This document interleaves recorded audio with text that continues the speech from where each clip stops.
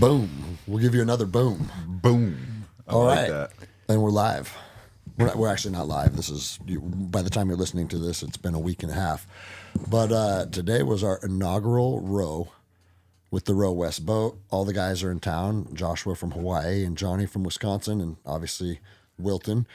And me and Johnny were just talking about it outside. I don't know if it fully feels real yet. Like, I mean, I know we're doing it. The preparation is feeling real, but the knowing that we're going to be sitting in those cabins in the dark, out in the middle of nowhere with nothing but the stars, like that's literally months away. And I don't know if it's fully set in yet. Getting on the water today and feeling the boat was a big part of like kind of bringing it into reality, I would say. That's all I got. All right, we'll wrap it up. Yeah, there it is. Row West Pacific. Yeah. Check it out. That's the show. Yeah, man, it was a pretty surreal experience. And it was definitely cold as fuck. So, raining, yeah. Yeah, that was an interesting part to play into it. But I haven't had really any fears about anything besides the thought of like 40-foot rollers at some point, just because that's some extreme shit, you know? Yeah. But outside of that, it's like, oh, this is going to be a rad experience. I can't wait. And then once we actually get on the boat, and it's like a really flat lake that we're rowing across, and it's pretty challenging. And the boat's really tippy. And like taking a piss on the flat lake is quite challenging and stuff, you know? Like, yeah. All of these little pieces, and then it starts coming together like, this is actually going to be quite the challenge. Yeah. Like I think probably a larger challenge than my brain was maybe comprehending. Well, which I'm excited for. It's like Jack said to us. He said like 60 days out before the journey, when he woke up, part of his morning routine, look in the mirror and tell yourself it's going to be unimaginably harder than you think it will be. Mm-hmm. And he goes, so when that time does come, because it will come, you can say, told you so, you were right. And he's like, that actually helps him through that. And then he said, and that came to fruition. It is going to be harder than we imagine. Because I don't think we can imagine. If you haven't done that, you don't really have an idea of what it's going to entail. Isn't that part of the allure, though? That's what I'm saying. That's yes. what I'm like. I'm looking forward to that. It's like our shirts say, you know, unknown. That's the thing. Yeah. We're stepping into the biggest unknown that you can really step into in modern society. Yeah. You know, like sure, you can do big mountains and jiu-jitsu tournaments. There's a lot of cool, hard shit you can do. But the sense of adventure, like the world's been conquered. And so obviously, you know, we have GPS now, we have a water maker, and like we are going to be relying on modern technology to a large degree, but simultaneously you are going into the unknown. And that, if that doesn't call to you, I feel sorry for you. It's like the best thing to be called to. Yeah. I think one of the things that has really drawn me to this is I'm a huge reader of historical books. And you read books like I read Endurance about the Shackleton crew last year. And the ability for those guys to overcome was like one of the greatest testaments to the human spirit I've ever read. And I just don't think there's many people who can do that kind of stuff. And it was like so powerful. I don't cry when I read a lot of books, but I cried when I got to read that book. And I was just like, man, like what they overcame, and nobody was lost in that mission. And that spirit of exploration, not many people are doing that these days. We live in a culture of comfort. Yeah. And I don't know, I feel most alive when I'm in the unknown. Mm-hmm. Bro, and that like, you know, I've talked about on the podcast, I read a book, Adrift, which was, we talked about it at lunch. A sailboat goes down, he pops his emergency raft canister, and then he lived in that for 77 days. And bro, it was really, really fucked up. Like he was having to, the fish, some of them would have spines and like rip holes in the bottom of his boat. And he'd constantly have to be patching, trying to produce fresh water, trying to find food, trying to not get sunburned, like all the shit. And as I read it, there was still a part of me that's like, I could have made it through that. Yeah. You know what I mean? It's like, well, go out there and see what you can make it through. Like if you think that and you believe that, it's such an easy thing to think about yourself sitting in your living room reading a book. And when I read that, and it's like, man, he went through so much shit. And that was part of like helping call me to the ocean, which is kind of strange. It's like a story of suffering, but that's also part of, there's an allure to suffering. Mm-hmm. That's the beauty of it. I mean, for me, I think today was really a good highlight for me because I suffered, but then I know that nobody on the boat was comfortable. We were all uncomfortable, but we were all just pushing through, and that gave me like a lot of life. Not that I'm scared to go or I was ever scared to go.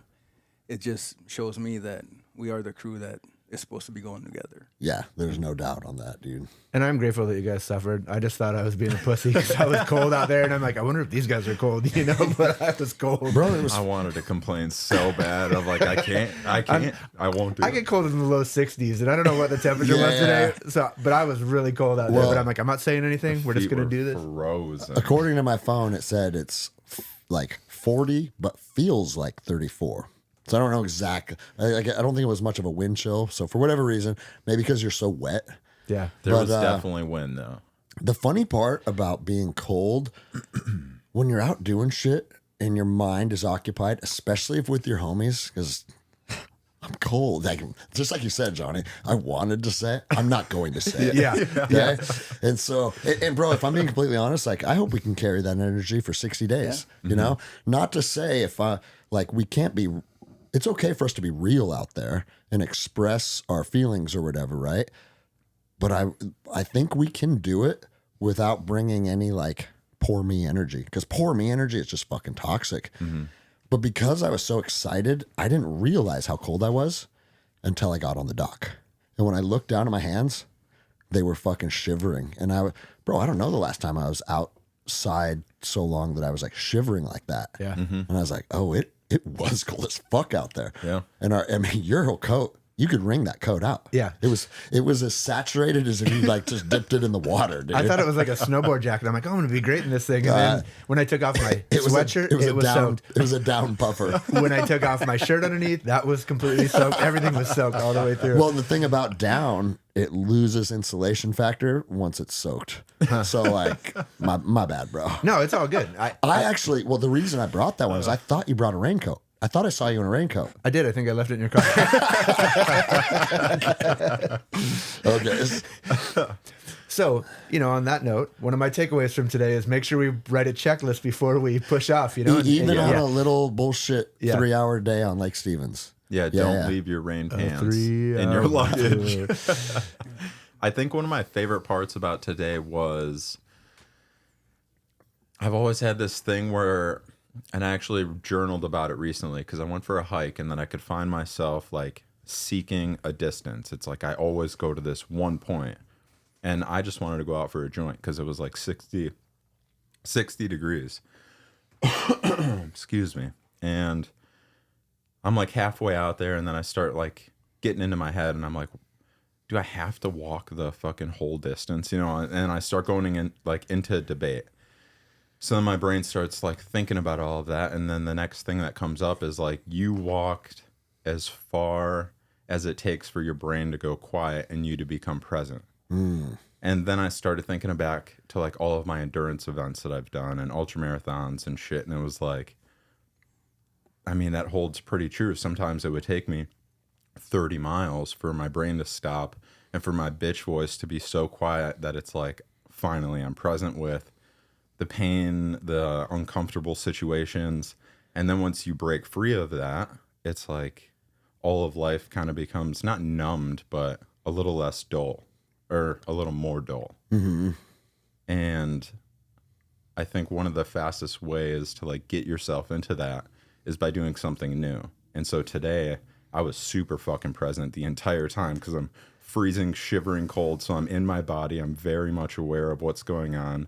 If you're not generating the same amount of pressure on both of the oars, you spin a 360 in the middle of the fucking lake, right? Like you were so present the whole time because it's something brand new. And it's something that's quite challenging when I thought we were gonna just tear across I that thought, lake, dude. straight up, I thought we were going to launch out, and I thought because we went the width of the lake. I don't know if you guys were present to see the length of the lake. It's like twice as long, maybe 3 times. I literally thought we'd go out there. I was like, maybe we'll probably have to go up and down 2 or 3 times. We did. We just did it in consecutive circles. And, but no, I mean, okay, we didn't put the rudder in today because you have to install that from underneath the boat, and no one wanted to get in 35-degree water or whatever that is. And we will see how much of a difference that makes. I'm sure it's going to be a monumental difference. But the cool thing is, it's like the lessons start right now. Like all of us, I think, except for you, Joshua, had an oar go into our pocket of our jacket.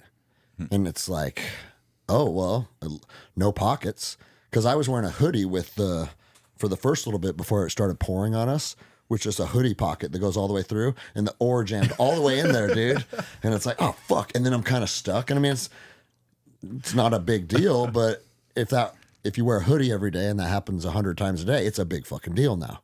And so, and then I saw a jam in your pocket too, Will. Dude, but we were okay being a shit show because it's day one.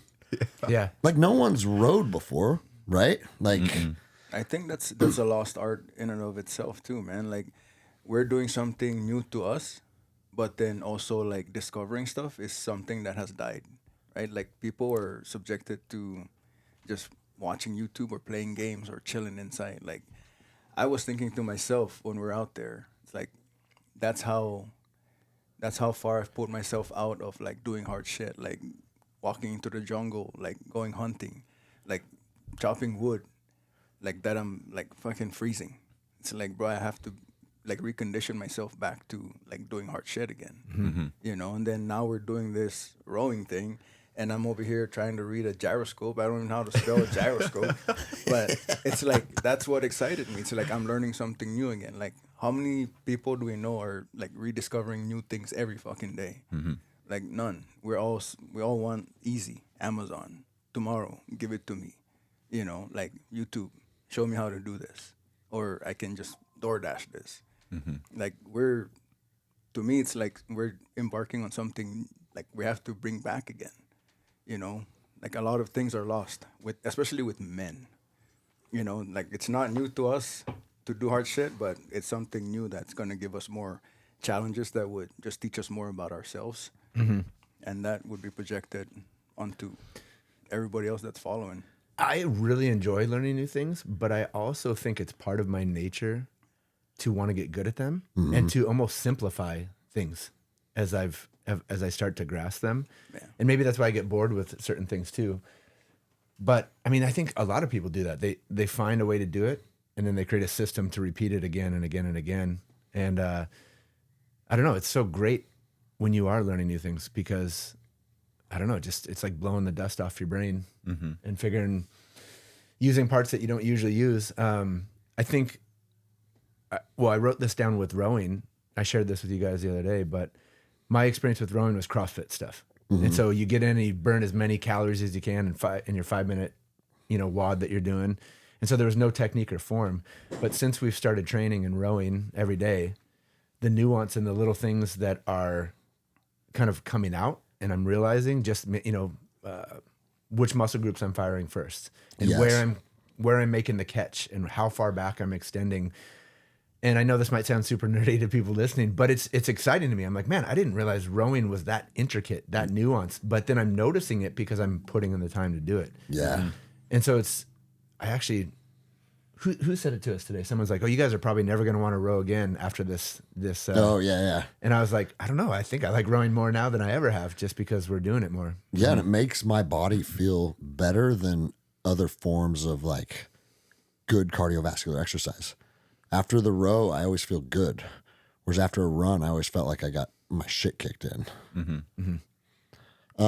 Another thing that was cool, and it lets us know we're onto something here. Bro, when people see us on the boat, it puts a smile on their face. People like that. they don't. I mean, they don't even know what it is, right? There's something about. They're like, who are those guys and what are they doing? And that one guy actually drove up and asked me. He's like, "This is an ocean boat, isn't it? What are you guys doing?" We talked. I told him, and you could see it kind of lit him up a little bit. And he goes, "I pray for calm seas for you guys," or something. And was it you, Joshua? Says, "I don't think I want calm seas." Well, he said, "I pray that the whole journey is calm for you guys." Yeah, and I said, I'm hoping for a little bit of 40-foot seas. Well, We bro, need I some think swells.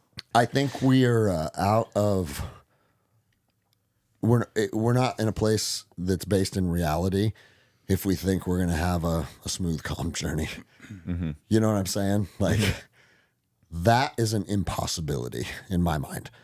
That doesn't mean that we're gonna be in a fucking hurricane or like the craziest shit out there either.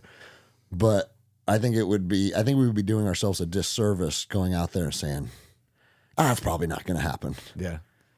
And it's like, I had that experience in combat where it's so many missions, nothing happened. I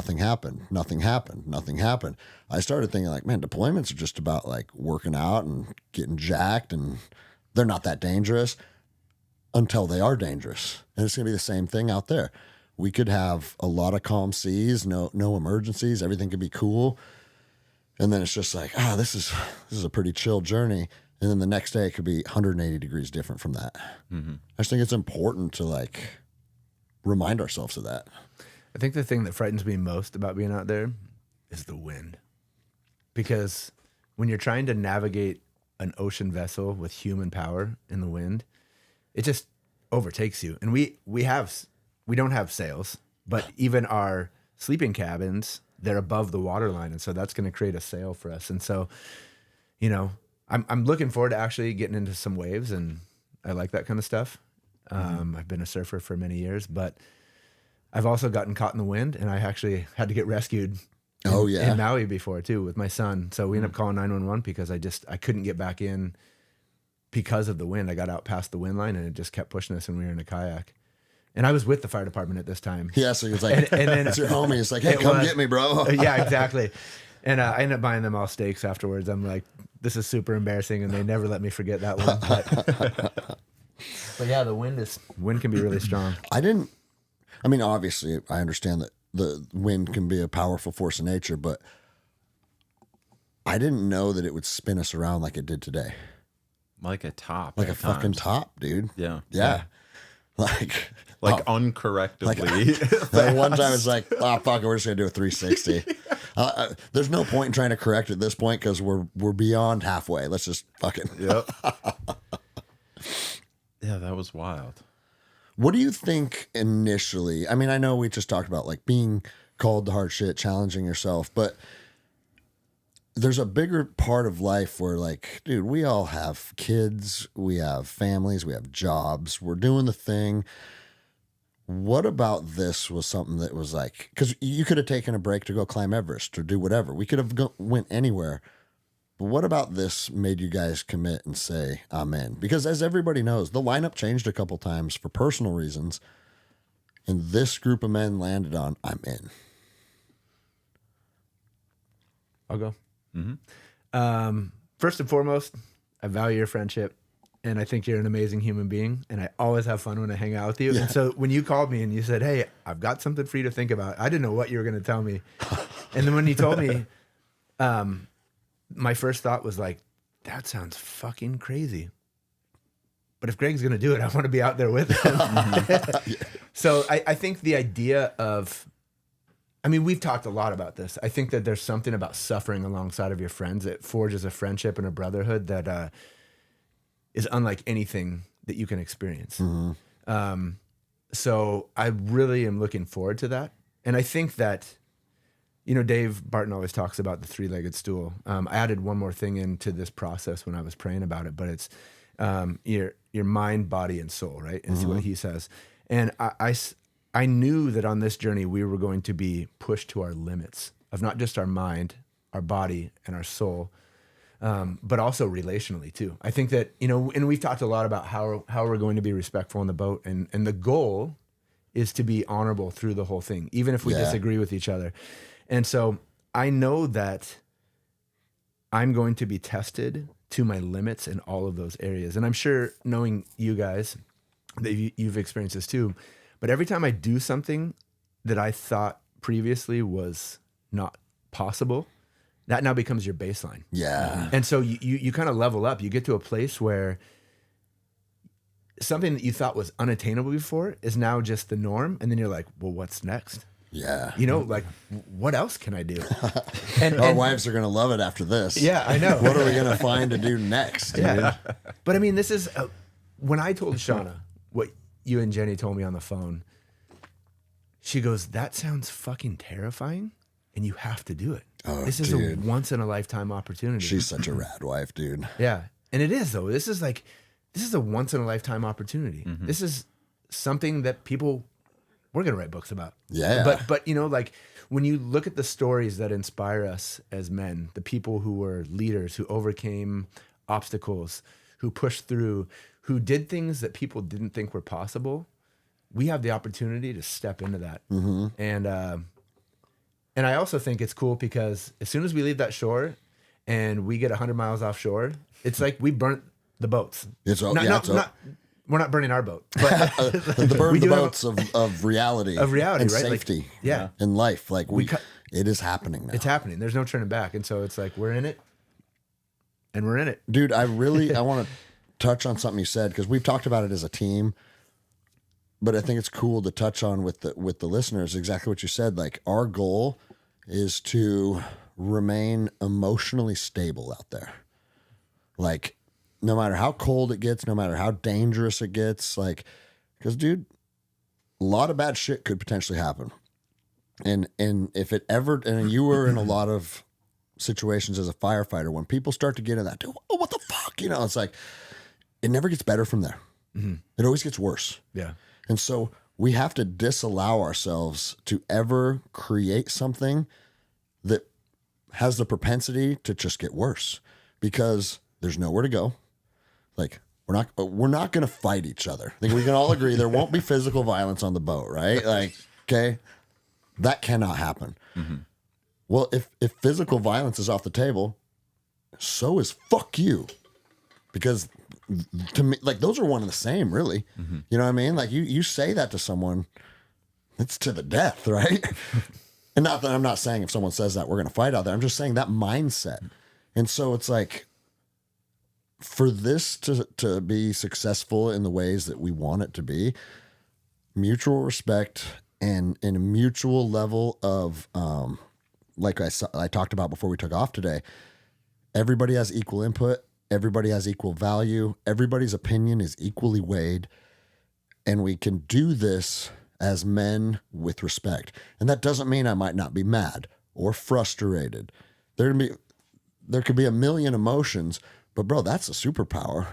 If we can control our emotions in a hurricane, what's the worst thing that can happen? We could die. Okay. Now that I understand that this is the worst case, between now and my death, I want to be honorable. Oh my God, what the fuck you. Shut up. Like, none of that. And then the storm goes away and everyone's like, remember when you thought you were going to die? It's like that movie Almost Famous, and the plane's going down and he's like, I just want you guys to know that I'm gay. And the plane's like, and they're all like, just kidding. Right? No, but for me, that's one of my most important goals. And I've never been someone that's lost my temper in stressful situations. I've actually been very proud of myself through some of my experiences in combat and whatnot, where it's like, your emotions are really pushed, but that was also 25 years ago. Like, who am I today? Who's showing up right now? And I think if we can do this whole voyage from a place of just loving each other, and it's like we talked about it at breakfast the other day, loving each other is not always being nice. Sometimes loving each other is like saying, hey, Greg, you've been late fucking for your shift by 10 minutes, 3 days in a row. And like, the team is disappointed in you and you need to stop doing that, because like, and just, that is love, you know? And if we can just come from a place of love for any message that we need to share with each other, I think that is the path to victory. And you know what else? I got emotional when we docked today with all our fucking family out there waving and shit. My girl had her umbrella and she was jumping up and down, and I felt it in my heart. And then I knew immediately, I was like, oh, when you see that after 2 months, you will be bawling like a baby, dude. Yeah. Because I felt a little well up to, oh, there's my girl out there cheering us on, right? And then I was like, and we're going to get that experience. Dude, what a gift, man. 100%. I was surprised to see my family out there. I didn't know they were Oh, you going to didn't show. know, Yeah. huh? That's cool. My brother had mentioned something about it, but then we were out on the boat, and then he asked me to share my location, so I shared it with him. And then my mom even showed up too. Yeah, that was rad. She told me that she threatened you and said nothing bad better happen to my son. She squeezed my arms as hard as a woman her age can squeeze. She gave me the death grip. And she goes, if something happens to my son, I'm coming for you. And you know what I said to her, bro? I said, well, if something happens to him, it's pretty likely it happened to me too. Yeah. What about you, Will? What called your soul to step into this mission? Well, I'll start from the beginning. So it was like last October. I was going to the gym, and one morning I saw the rower there, and like nobody uses the rower. So I said, let me instead of working out today, let me row. Let me see if I can take on an hour of just, finding a groove and getting after it. And I felt really good. So good that I videotaped it. I videotaped the freaking screen, and I sent it to Greg. And then, not thinking anything of it, he messaged me back. He's like, I got a serious question to ask you. And that's instant goosebumps. I was like, motherfucker, I know what he's going to ask me. So I think I actually delayed it. And then I said, shoot, send me the question. And sure as shit, when he asked me, I thought I was going to be scared, but something in me just kind of came alive. And I was like, yeah, I want to do this, but there's certain steps I got to do first in order to really allow myself to, intake that emotion of we're doing this. So I told him I have to speak to the wife. I got to do some things. So I told my wife, and then she told me the same thing. It was just like, that is crazy, but this is a once in a lifetime chance. She said, you got to go talk to God, talk to the kids, and make sure that you yourself is comfortable. You're comfortable doing this. So I said, Roger that. I took it to church, and that's when I got confirmation. Like I was telling Greg, I saw on the altar, I just saw big waves. And I was just standing there, just yeah, it looked cool. I was like, yes, if this is now to me not something that is self-assigned, it's not like, hey, Greg, let me go with you, man. It's going to be fun. Yeah. It's more of a calling. Go and do this. So ever since that point, I just started really praying on it, talking to the wife, and then I finally committed to Greg and a couple of our friends. I think it was November 30th. We're eating dinner, and that's my boss. So I'm supposed to tell him, but then my boss sitting across is I haven't even told him that I might need time off. But then he preceded me, and he's like, well, why don't you do it? I said, well, as a matter of fact, as a matter of fact, yeah. He's like, fuck yeah, bro. If somebody asks me to climb Everest, I'm going to go climb Everest. So I said, yeah. He said the same thing. He goes, that's a once in a lifetime expedition. Yeah. And it sounds amazing. So you got a cool boss. Oh, he's a cool boss. Now everything that I'm doing is just kind of working ahead to make sure that I have that time, taking care of him. And then everything that I'm doing too for work, it's kind of all going into what I'm doing for the row. All the media stuff, it's everything is coming together, like you said. Mm-hmm. It's all coming together. Not just for the team, but I think for us individually in our lives, things are aligning up for us. Mm-hmm. And then we just bring that in, and that's why we're stronger together. I love how Will and Joshua both said, I have to pray on this. I have to talk to my families. I have to really make sure that it's in alignment with my heart. And I'm going to sit on this. Johnny texted me back in 10 seconds, 100% in. Yeah. Well, I wonder if you would have prayed on it, that you would have had the same vision. Because I was sharing with you the vision I had, and you're like, Will had that same vision of us being in 40-foot seas, just rowing with wind and rain, and I don't know. That's gonna be a fun night. I want that now. I want that now. If I you do guys fully expect it. That's what I'm saying. I do. Dude, you don't want. Again, knowing it can happen and anticipating it are different. Mm-hmm. Like fucking, it's like we were saying in the jungle. Yeah, fucking give it to me. You know, it's like Lieutenant Dan in the fucking hurricane up on the crow's nest. Just give it to me. You know, I think. I mean, bro, I always say fear and excitement, in my opinion, are on like the same vibration. So something that can incite fear, if you just interpret it a little differently, it can be excitement.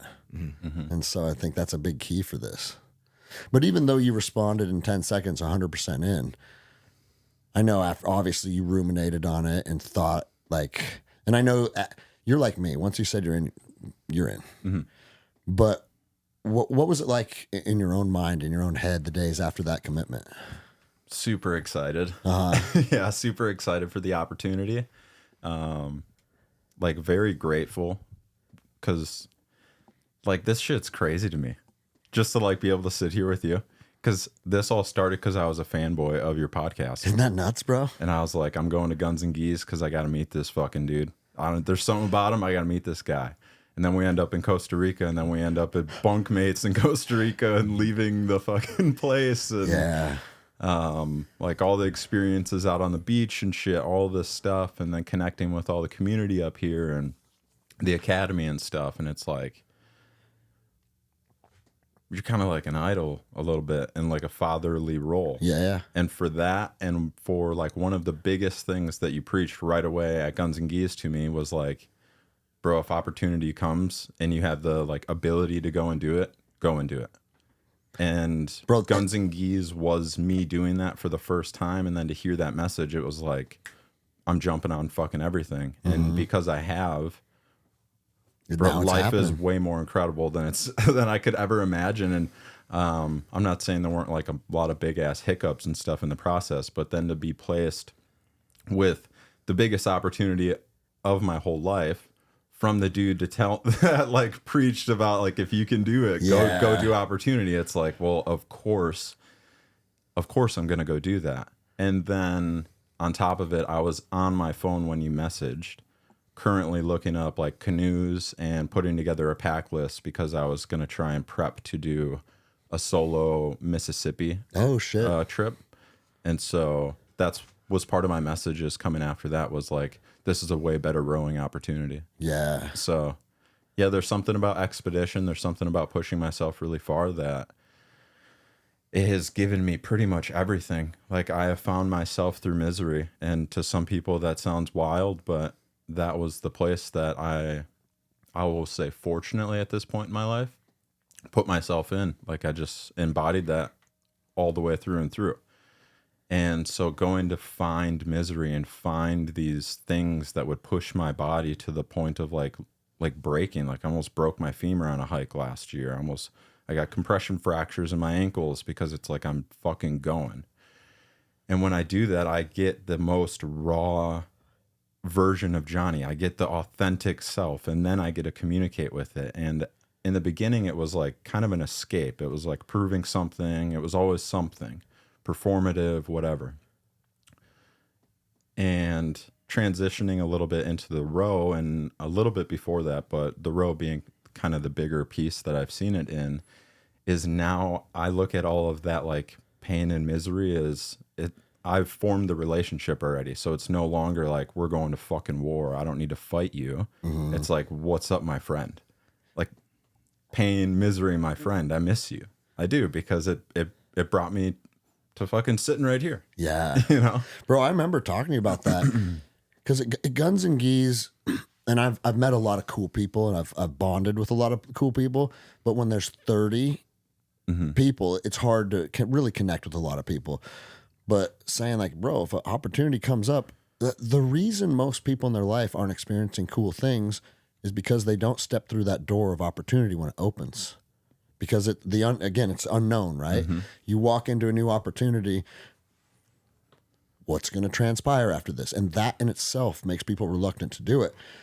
But then when I put it out, did I put it on the podcast that I was going to do ayahuasca in the jungle?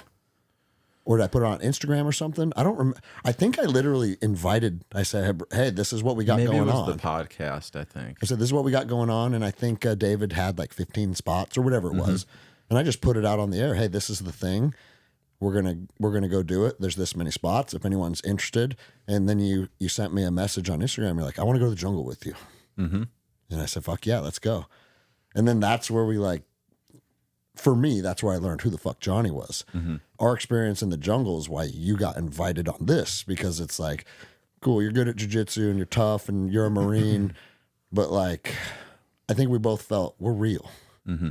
You know, it's like Joe always says, real knows real. And when we're in the jungle and the shaman did all his bullshit, you and I had the exact same emotion. Mm-hmm.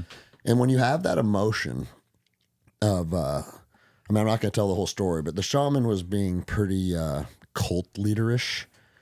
And everybody in the room's kind of like, oh, yes, master, right? And me and him are like, going out to the fucking fire.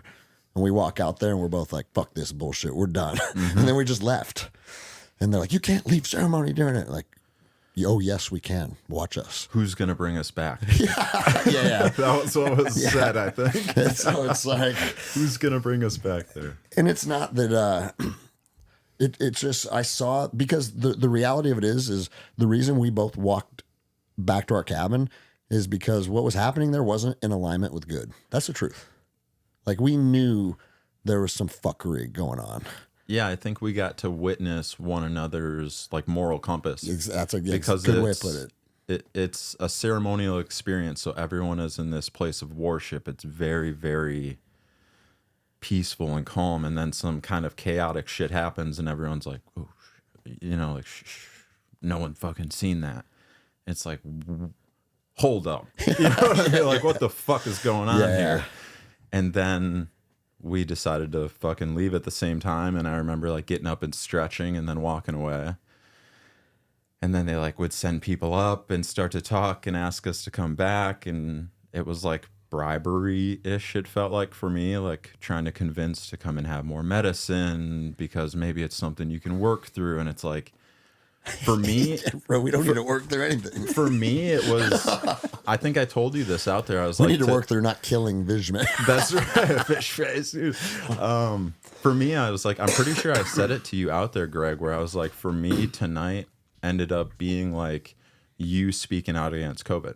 Mm-hmm. Because it was for one of the first times ever I had this moral alignment that was being hit against. And a lot of versions of me would have just like, fuck, like just been pissed off the whole night. You know what I mean? And something that night was like, fuck this, dude. It gets me the shakes right now. Well, bro, because I got the shakes going. But it's also, it's cool how we both, I like how you said it, we both witnessed each other's moral compass. But even better, we just went back to our hooch on ayahuasca and just spent it with me, you, and then the other roommate. Mm-hmm. And it was, and then Chris Packney came up for a while. And it was the four of us. And remember what Chris said after that? He said that was one of my best nights under the medicine. Because it was just different, you know? Mm-hmm. Fuck, dude. And now you're going across the ocean with me. Mm-hmm. Yeah, are you cold or are you just getting all amped up? I think a little bit of both. I'm shaking crazy right now. I'm excited. Here, hand him that. I got a jacket if you need. Hand him that blankie, dude. Maybe I'm a cold little bit. I was chilled to the bone today. Yeah. But yeah, man, that experience was pretty incredible. And then I should have a brown like Carhartt jacket over there too if he wants that. you guys are so sweet. Look at this team forming. My goodness. I promise I won't be the biggest bitch on the boat the whole time. No, bro, I'll tell you right now. When I'm cold, I'm gonna put a fucking jacket on. Oh yeah. You know what I mean? Like, It's hard to warm back up. Like, I'm gonna, tough it out. It's like, dude, I'll freeze the whole time, bro. I did tough it out today just because I wanted to just kind of experience that a little bit. Yeah. And, Well, you also didn't have a raincoat or rain pants. yeah, I know. Yeah. So tough it out was In option jeans. A, Yeah. and it was option B. So Your wife asked me after the sauna, she's like, oh, did you warm up in there? And I was like, it took 15 minutes. There was a spot on my knees that was still cold to the touch. And my feet were still cold to the touch 15 minutes after being in, I don't know how hot that sauna was. My head was sweating, but my knees were still cold. And then we went out and had pho, Oh, so good. and it warmed up the inside. Mm-hmm. Fantastic. I had a hoodie on. I was like, oh, I'm sweating now. And so with all that, you could have just put on the rudder today? After feeling all of that? I should have just put on the rudder. Yeah. Yeah. Sorry, guys. No, but bro, it's what you said, because it's like we didn't know, and we still don't know for sure, but we can assume the rudder's going to change how the boat maneuvers dramatically. Yeah. Right? But we didn't know it would be as important as it was until we were out there deep, and you're like, well, we could potentially try and put it on, but if it were to slip out of our hands, just fucking like I don't think it floats. It feels pretty heavy. Yeah, and just not knowing how the attachment is the correct way to hook it up. We could put it in there and it could slip out through our thing, and then it's gone forever. Yeah, So fuck. I'd like to maybe see that done, but I think that's going to make a huge difference. Yeah. It's just like a surfboard, right? If you take your fins off your surfboard, you can spin around on it, but if you have the fins in, it keeps you tracking in the direction you want to go. So you tried to put it on the trailer, and it doesn't have the height to clear the Not clearance. with the gravel. I would have had to dig it into the gravel or dig out a trench in the gravel to get it up into that slot underneath the boat. I wonder if it's on the ramp, like as it's going to go into the container, Yeah. does that make the ass end pop up enough to potentially, I mean, obviously we can't mount it and then drive it somewhere, but just to figure out how the apparatus works. I think we could definitely get it on there. But again, traveling with it, I almost think the best place to do it is at the boat Yeah. ramp, Yep. So Well, I'm gonna reach out to him too, because it didn't come with a instruction manual. I'm putting the rudder on, yeah. and it seems kind of easy, but at the same time, like sometimes simple things that you wouldn't think of are the most important things. And the water, I mean, like I've spent a lot of time dealing with gear in the water. I mean, I've been in the water for 20 plus years, diving, surfing, spearfishing, and you have to be very careful with securing your gear, being methodical, almost OCD with it, because I took a friend diving one time and he was borrowing one of my spear guns, and I'm like, hey, do you know how to use these clips? And he's like, yeah, I told him how to do it. So he clipped it onto the kayak, but he clipped it the wrong way. And we got into some weather and we get back to shore and I'm like, where's my spear gun at? And he's like, oh, I clipped it on right here. But then he showed me how he clipped it on, and he clipped it on the wrong way. And so just something as little as that, Yeah. in water, once it's gone, it's gone. Especially the ocean, it's Yeah. gone. I mean, I don't know how deep Lake Stevens is. I can dive pretty deep, but It's deep as fuck, bro. it was cold. Yeah. I don't know if I want to dive in there. No. I mean like hundreds of feet. Oh, is it okay? Yeah, it's a really deep lake. So you'd have to be one of those breath hold people on a line zipping down. Yeah, I wouldn't do that. For a rudder. We gotta back up. I guess we got one now. Yeah. What kind of mask do we need to bring? I'm just gonna bring one of my low volume snorkel masks or dive Okay. masks, because that's just what works best for me and I'm comfortable with. If you guys snorkel or dive at all, I always say bring the mask that fits good on your face. Yeah. That's actually a good thing to think about, because when you go on vacation and you rent a mask, and sometimes they're like pushing on your brow and shit, and it's like, Yeah. it gives you a migraine, dude. All right, so we should probably each find the mask that works then. Yeah. What else, Will? I think I had to check myself out there too today, because I was rowing and I was telling Johnny that it actually felt better than the concept too. Like rowing on that boat felt better 100%. than the machine. But before I told you that, I was thinking to myself, like it came through really quick. Like, man, this actually feels good. Like I can do this. And then I had to really punch myself in the face and calm your ass down. But hey, I wanted to bring this point up anyways. We got to, I mean, that's part of your bloodline. Your bloodline and your bloodline. I just found out you're part Hawaiian, right? And you got family in Maui. You're rowing back to, Yeah. that's pretty epic. It's part of your culture. It's part of your DNA. So it should feel good. Yeah, no, Should it feel felt natural. great. Yeah. It felt great. And I had to punch myself in the face because, we always have that saying in here, right? Like the mats don't lie. Motherfucker. Nature is more of a motherfucker than the mats.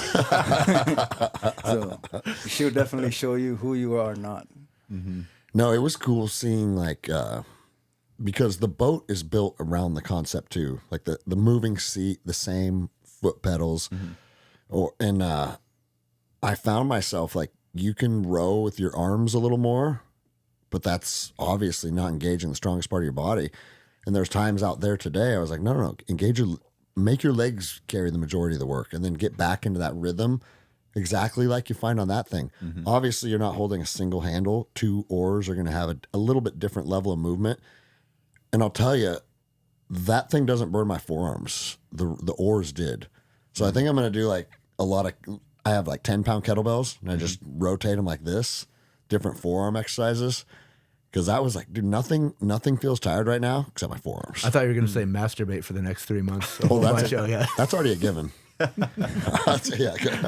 Best workout there is. Yeah. Since Why do we we're- keep going in circles? That's what I told you. One of the cabins is going to have some parchment paper like I put over the windows here. It's a fucking do not disturb cabin.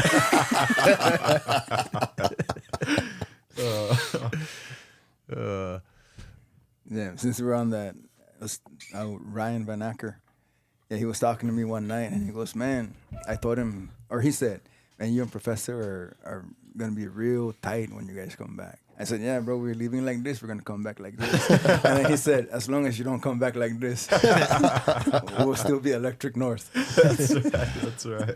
I'd rather not come back at all than come back like this. What are you guys looking for on the row? I think the biggest thing I'm looking for is literally forging a camaraderie with a group of people that I already value tremendously. But this is going to take our brotherhood and our bond. And some of you guys know each other. You guys were just met today for the first time, right? Mm-hmm.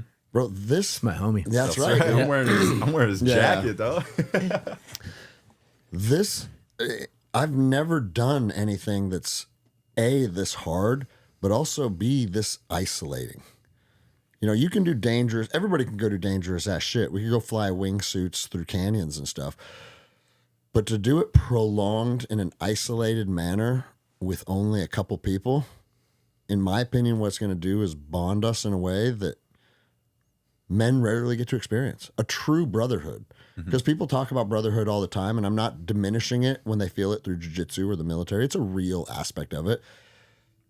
But this is just going to be the next phase of that. And it's kind of like what you said. We're setting a new baseline. So basically after the row, I'm not going to be friends with anybody except you guys. You want to be my friend? You want to be my friend? Go across the Atlantic Ocean with me now. That's right. That's right. That was a great question, by the way. What do we want to get out of the row, right? Yeah. Yeah. What are you looking for with it?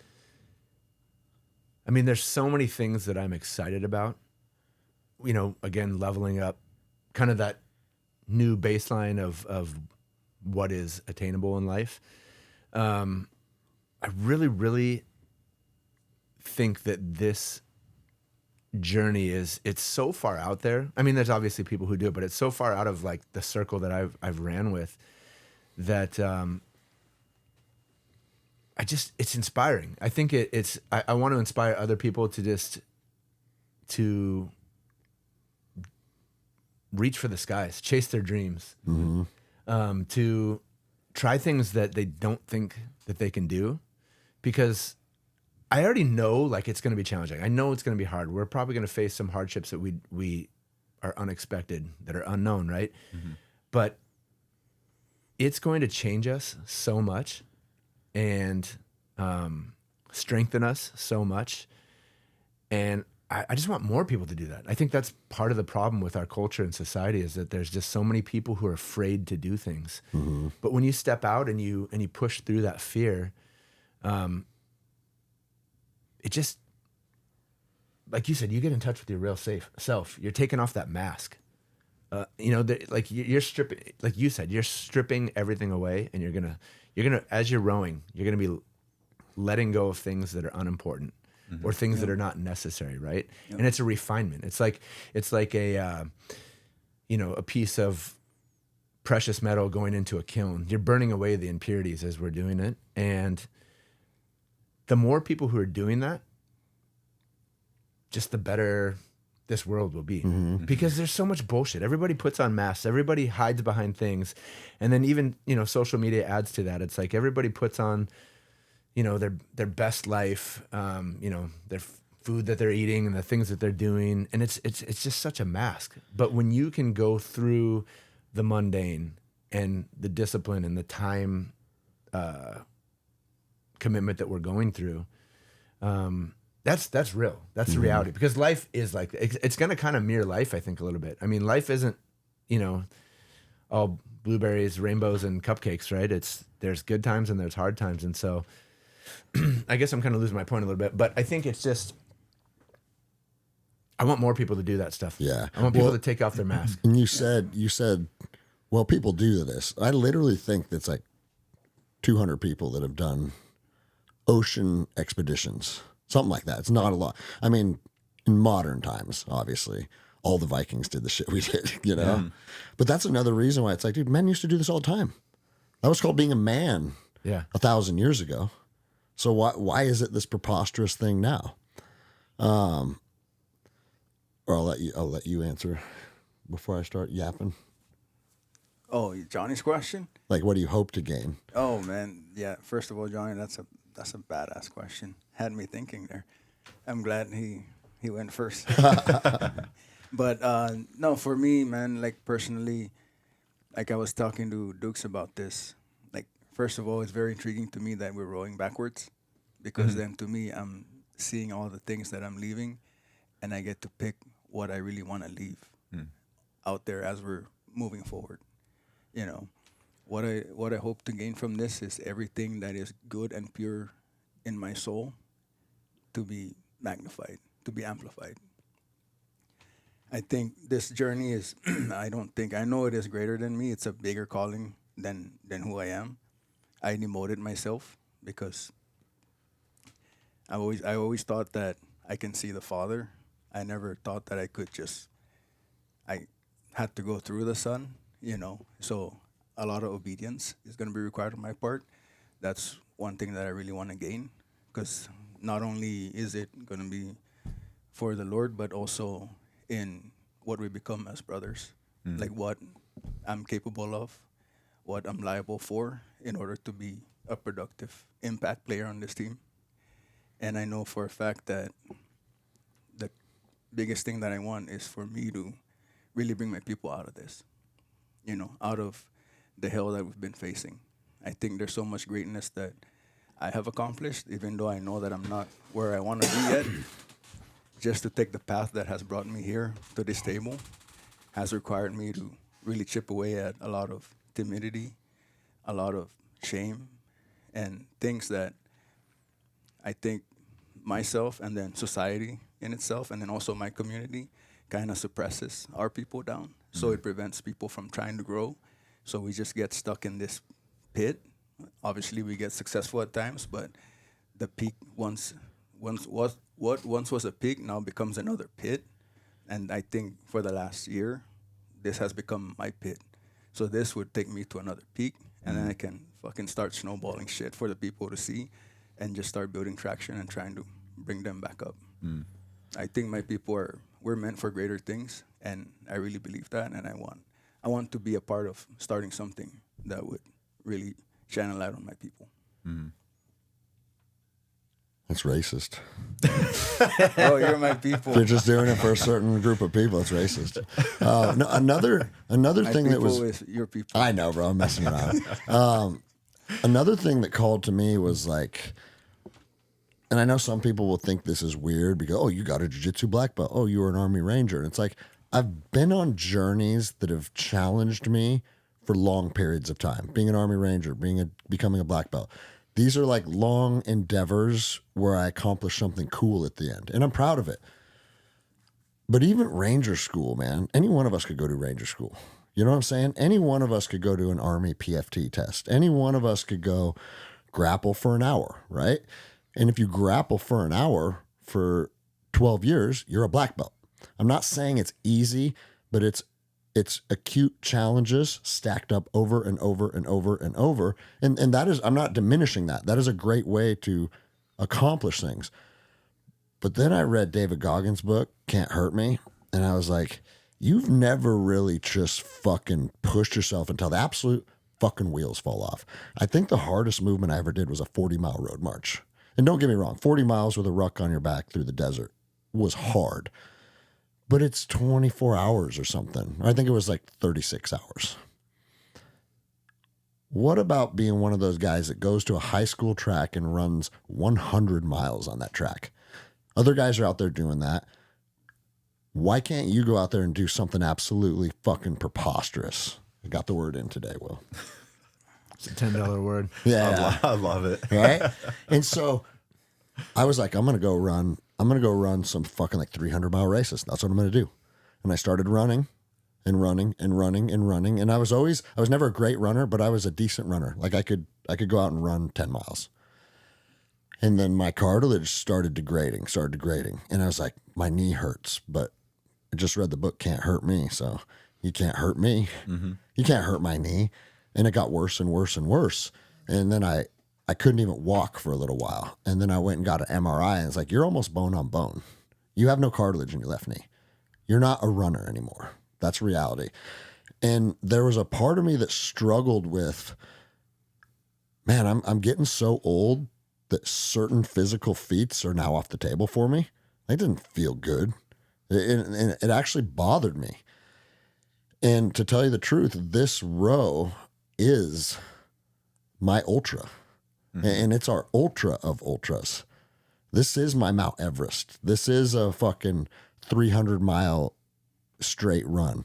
It is something that is in that same wheelhouse of going out there and really pushing yourself and seeing what you're made of and what your limit truly is. Because I don't really know that place yet. You know, like Johnny, you said you feel like you found it and you have it helped you level up. You became more comfortable with yourself, right? Mm-hmm. Like, and I'm not saying I haven't found it in elements of jiu-jitsu or rangering, but I know that there's a level of challenge that I have yet to accomplish, and I think this is going to be it for me. And maybe we get done and we're like, yeah, it wasn't that hard. What's next, right? Well, no, here's the funny thing. I think that'll happen regardless. No, because Jack Jarvis, who did the Atlantic last summer, he did a podcast and I was listening to it, and that's what the host asked him. He's like, well, you just did and this was solo, right? He went 111 days solo trip, and he goes, well, what do you do after something like this? You know? And Jack's like, well, I guess I got to find the next challenge. Mm-hmm. And Jenny's like, yeah. But hey, ain't that the truth, I got one dude? of those. Yeah. Yeah. Because, bro, I mean, fuck, dude. What are we doing here if we're not out seeking adventure? And, bro, you don't have... Yeah, I get it, man. Most of us have real lives, too. I still have young kids. I can't be gone the rest of my life.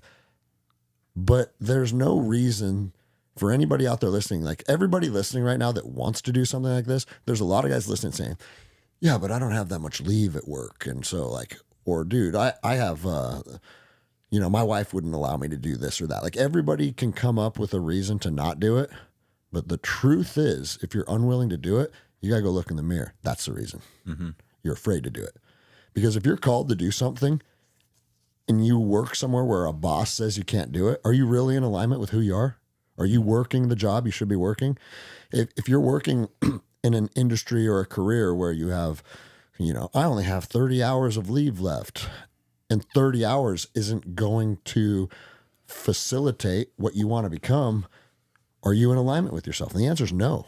Mm-hmm. If you're called to do things and your current lifestyle is stifling them, you need to go look in the mirror and ask yourself, what do I need to do to be able to pursue the things that I'm called to do? Because, dude, I think you could randomly pull anyone off the street and just say, like, dude, what's your dream? And I bet almost every single person has a dream in their heart that they want to pursue. Mm-hmm. They just haven't found the path to be able to pursue it yet. Mm-hmm. And you diminish yourself every time you say no, right? That's right, dude. And so, like, I've now been able to find myself in a place in life. I built a path to be able to pursue what my heart calls to. And if I don't do it, it's exactly what you said, Joshua. You're diminishing yourself. You're not being true to yourself. Like if men didn't pursue the callings that they feel in their heart, we wouldn't have airplanes. We would have never crossed the oceans. We wouldn't have cars. We wouldn't have phones. We wouldn't be anywhere that we are without pursuing that craziness that's inside of us. Go do this. Go figure this out. What's over there? Like, I feel like human beings are the only species that are like obsessed with what's over there. Like, a bear's not walking to the top of Mount Everest. It's not going to do it. Hey, I can't breathe anymore and there's no food up here. I'm not doing this. But we'll do it until we die, just to see what we find up there. That's the human spirit. That's what it is. No other animal has that. If you are living this life as a human and you're not going to follow the spirit, go be a fucking bear. Yeah. You know, like, we have to listen to that. And dude, nobody on planet Earth, my voice is going out because I'm sick, so you're going to have to take the rest of the show from here. But nobody on planet Earth at their deathbed's like, fuck, I wish I worked more overtime shifts. Right. God, that would have been good. Think, I could have saved up $10,000 this year. I wish I would have bought that new truck. Yeah, no, dude. Yeah. It's going to be like, fuck. Those dudes I watch cross the Pacific, and I wanted to do that. I never did it. Why did I not do that? And bro, that's another reason we're all here right now, is because I watched Jack's team, and people are probably getting confused because I just said he did it solo. He did it twice. He went London to Florida solo, and then he went New York back to London with a team. And they weren't. It wasn't like consecutively. I think it was a year or two in between, right? But I watched those guys doing this row, and I'd follow them on Instagram, and like, Instagram has so much shit that's toxic. And I know it's my fault because my algorithms show me transgender shit and riots and stuff, right?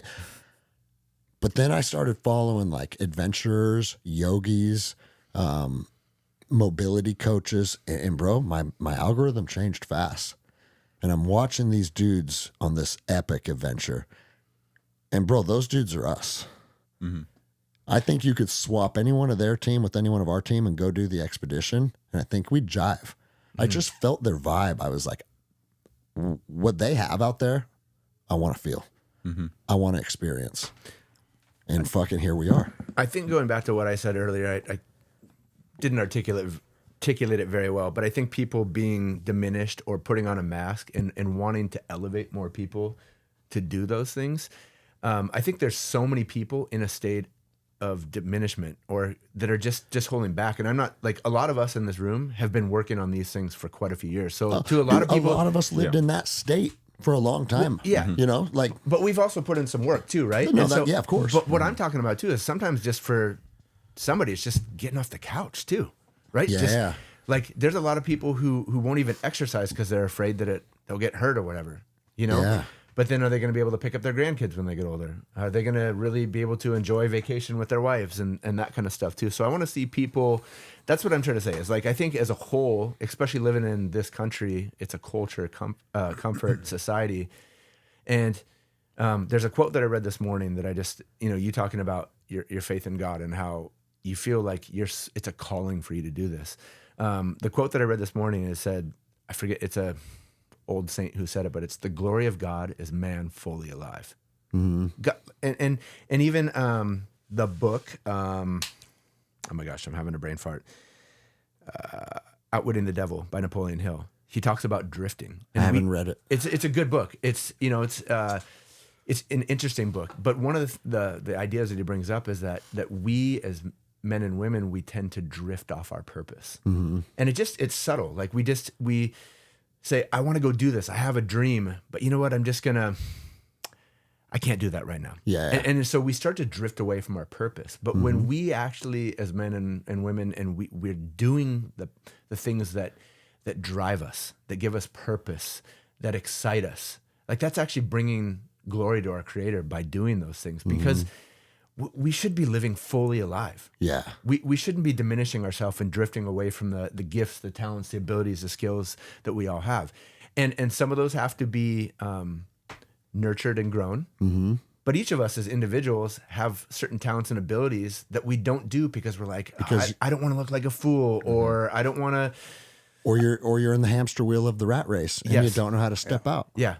And I want to clarify that too. When I say, like, oh, you don't go on adventure because you don't have enough leave saved up, by no mean am I saying that in like a derogatory manner or trying to diminish someone, because I think every man has been stuck in the hamster wheel before. The reason I say it is because I was that guy with this much leave in my bank that the alarm went off at 4:30 in the morning every day, and I'd have to go do a job that like, and I'm not even saying being a cop was bad necessarily, but it wasn't my passion. It wasn't my calling, and I knew it. And stepping outside of that and putting myself in a place where you can pursue your callings, man, it's imperative that you experience this at some point in your life. And so if you, and I don't think I fully got out of the rat race until I was 40 years old. So like, if you are that 30-year-old cop that's listening to this and is like, well, dude, I got this and I got that.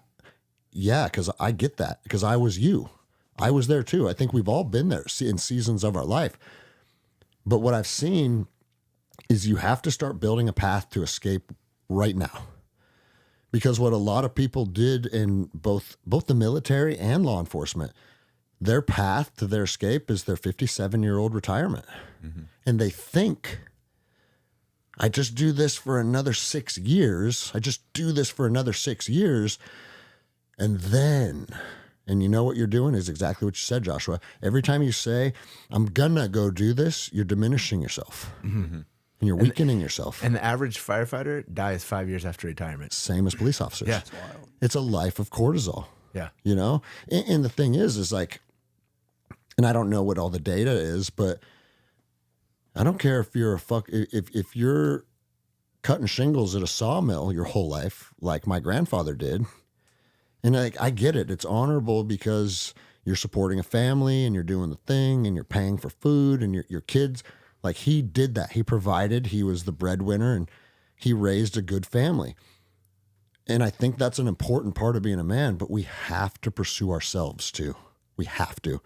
If your whole purpose is about putting food on the table for other people, even though it's honorable, because those other people are your children and you are obligated to feed them, but you don't, it's dangerous to do it at the expense of your own spirit. Mm-hmm. We're to feed our children spiritually though too, right? That's right. Yeah. That's right. You're starving them from that thing. And I mean, we could go down this path, I guess, a little bit, but again, talking about the way that we are in the rat race, it's a system designed to keep us oppressed. So we're not noticing all the other negative shit that's going on. And so keep us small. And so when we, again, another reason why I want to see this culture change is if the more people that are doing this stuff and getting stronger, being critical thinkers, pushing themselves further, growing in capabilities, that all will stop and make the system crumble, because you've said it a million times.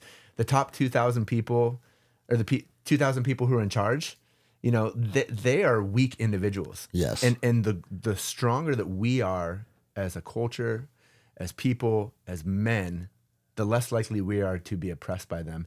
And that is feeding our children's spirits. That is feeding the next generation spirits. And bro, the first key to defeating tyranny is 100% belief in yourself. Period. Like, Period. Dude, yeah, that's it, man. Like, you want to defeat tyranny, so you're out at the range doing drills, but your spirit is still diminished. Mm-hmm. People can control you. People can threaten you. People can say, if you don't, I mean, bro, I look at the COVID era as a blessing. I truly do. Because, for me, obviously it was a blessing because it radically shifted my life. But it was a blessing for all of us because we learned, it is irrefutable, it is undeniable, that the people that are in charge of us on a political level, because they're not in charge of me. Yeah. They're not in charge of who I am at all. But on a political level, they are. They can still levy taxes against us and fines and you have to do this and you have to do that, right? Like we now know beyond a shadow of a doubt that the people that are doing those things to us are doing it with nefarious intentions. Mm-hmm. So we have to figure out how to be able to stand on our own 2 feet, believe in ourselves, follow our spirits, because that's the key to defeating this long term. Now, I know a lot of people have been calling for revolution ever since that. And I was one of those to a large extent. And I don't think that that's off the table at some point either. I don't. To a large extent. Yeah, I do. But for sure. But I also think, man, you want to be powerful in the revolution, be a motherfucker that does what you want to do. Mm-hmm. Pursue your spirit. Pursue your growth. Look in the mirror, like I say in the book, look in the mirror and say, I like that wild motherfucker. Yeah. It doesn't matter if you have a 6-pack or if it's your day 2 of your fitness journey. hey, I showed up yesterday, and guess what? I showed up again today. You better be proud of yourself. And when men can start being proud of who they are, that's when they can't fuck with us anymore. And these journeys show men that you can go out there and do things that make you proud of yourself. Like, dude, for the listeners, when's the last time you've literally been proud of yourself? And I bet for a lot of people, it's been a long time. And bro, we should feel proud of ourselves every fucking day, dude. Absolutely. I'm proud of all the guys in this room too. I mean, we got reps during COVID of them telling us what to do, and we're like, no, we're not going to do that. Even if you do take our profession, even if you do take our financial security, I'm still not going to go along with what you're telling us to do. Well, bro, isn't it crazy? Like, because I always talk shit on social media, but two of the guys at this table I met through Instagram. And me and you met because I got fired for COVID and you got fired for COVID. Yeah. You're like, hey, bro, we share a common bond. And we started talking. You came by the gym when you were in Washington State. I wasn't even here. You hung out with Kozak and kicked it with a couple of guys. And people were like, hey, that dude that stopped by, he's cool, man. And I don't remember. It was the first time we actually linked up when I went to Hawaii. I don't remember. I think I met you in the parking lot because I brought some venison for you guys. Okay. And I'm trying to remember. But it might have been the first time we really kicked it. But regardless, like, there again, you said to me, well, bro, if you ever want to come to Hawaii and have a good hunting trip with your boys or whatever, like, we would love to facilitate something like that. What dates you got open? Let's go, you know? I do love that about you too, because like I offer that to people. I don't bullshit people. Like, I try not to wear a mask and wear a facade. And who was I talking to today? I was talking to, Igor today. I said, Igor was just talking about coming to Hawaii. And I'm like, you can come to and stay at my house. Bring your boys. Let's get them surfing. And he was like, they would love that. And I'm like, hey, I'm not bullshitting you. Like, when I mean that, come, you know? And so, Tobin, I'm still waiting for you to come. You said you were going to come out. Seamus, if you hear this podcast, we've got a date surfing with your kids. You got to get out here. Well, I'm gonna cut that clip and text it to him. Okay, good. So Seamus will hear that. Okay, good, perfect. I know, but I'll tell you what. Since we're talking about Seamus is the president of Vortex, who is a close personal friend. It would be my honor to share our landing in Maui with his family. That would be a cool trip if he could make it out for that. Yeah. And because Vortex is also a big financial contributor to this, and we're gonna have the big Vortex logo on the boat, make it a work trip and bring your media team, and then we'll sneak to the other side of the island and we'll go surfing with the boys and do some jiu-jitsu. Yes, sir. But again, it just goes into that stepping into opportunity. And people will be like, well, I don't have enough money. I don't have enough this. And it's like, we always have more reasons to not do stuff than reasons to do stuff. You know, Jeremy Newsom always says it. He goes, everybody always tells me I don't have money. And you know what I tell him? What if someone had your wife hostage and she had 24 hours to live and you had to figure out how to get 20 grand? Could you get 20 grand? Yeah, I could. He goes, there you go. You have routes to access financial means. Now, is it borrowing it? Is it this? Yeah. We could go down a million different rabbit holes. But the point is, like, if there's a will, there's a way. Mm-hmm. And then everybody dies.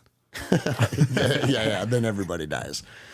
I think one thing I want to bring up is that, and it kind of circles a lot about like all of the topics that we've talked about so far, but when you decide to step into something like this, and I can't speak for you guys, but I can kind of feel that it's happening, is that at least on my end, like everything in my life has, as soon as I said I'm 100% in, has started to shift into like, I have to figure out who I am before I go on this road because it'll fuck the whole team up. Right? Well, it's like all these different things where it's like I had to look at finances. I looked at where I'm living, the fucking car I owned, I repoed, like I'm shifted everything in my life because this is the next big thing for me. This is the next big stepping stone. And when you sign up for something like that, if I don't show up, like it's a misplaced opportunity. I'm not executing on the thing that I feel very called to go and do. And so I meditate more than I ever have right now. I'm reading books again. I am sitting in silence often, where it's like just getting used to these different things. And I think one of the biggest ones that I feel like I want to bring up right now is I always had this interpretation of like the amount of gratitude that I will have stepping off of the boat in Maui. I've sat with that feeling a lot. And I was like, man, that's going to be so much gratitude. That moment's going to be like this crazy amount. And then I've been finding myself waking up in the morning and like looking at my bed and like almost fucking crying because I'm like, I'm so grateful that I got to sleep in this bed. And I was on the phone with Amelia and my shower's running and I'm like about to cry about it. I'm like, how cool is it? I get to go take like a nice hot shower as long as I fucking want to and soap off. And like, I know that I'm leaving all of that stuff behind in a couple of months. Yeah. And so every single thing in my life, and it's not every day, all day, but it's starting to become that way where it's like, I'm just so grateful. Like we're sitting Yeah. like in a comfortable chair. You know what I mean? Shit like that. It's like, there's so much to be grateful for when you put something in front of you that's just so much bigger than anything I've ever comprehended. It's like, even the sleeping quarters, it's like, yeah, go try and relax in there. It's a fucking coffin that's hot as hell, dude. Like I was in there today and it got humid and steamy just from the few minutes. And it's like, oh man, this is another reality check. It gets spicy and humid in there and it's like, oh shit. Okay. Well, here's another truth for the row. And it applies to all of us, but especially you being like, we're all old, right? We're all 40, mid 40s. You're 32, right? Mm-hmm. A truth for all of us is massive opportunities will come our way because of this. Yeah. And I don't know what form they're going to come in or who they're going to come from, but it could just be as simple as, hey, we get invited on some cool podcasts. Some podcaster watched the journey and said, I want to have those guys on. And you make a new connection and you make a new connection. And then this guy knows somebody that wants to offer you this, right? And like those things happen. They're inevitable when you put yourself out there. Mm-hmm. If you don't put yourself out there, those things don't happen. And so a massive amount of good is coming our way because we've already proven that we're willing to step through opportunity. And on the other side of this, there's opportunities waiting for us that I don't even think we can fully comprehend yet, but I know they're there. Well, and we're all stepping into it without that expectation, but the knowing being there. Yeah. Like the only expectation that we have is like, this is going to be mentally really hard. So I think like my number one goal is the same that I discovered today as everyone else's. I know I can do this with a smile on my face and not bitch about any of it because I do feel like I'm supposed to be here. Mm-hmm. And that's how I want to present myself. Fuck yeah, dude. Yeah, and all of us have pretty much said the same thing. So it's like the mission of the boat is for all of us to not lose our shit.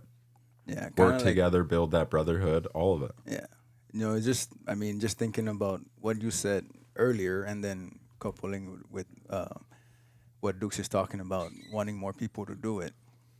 And like, I'll just go back full circle, but, a lot of people enter into doing hard things with the mentality of the rat race, and that's how they quit, and that's how they don't even begin because they want to bring that mentality in there and then receive like instant gratification. Mm-hmm.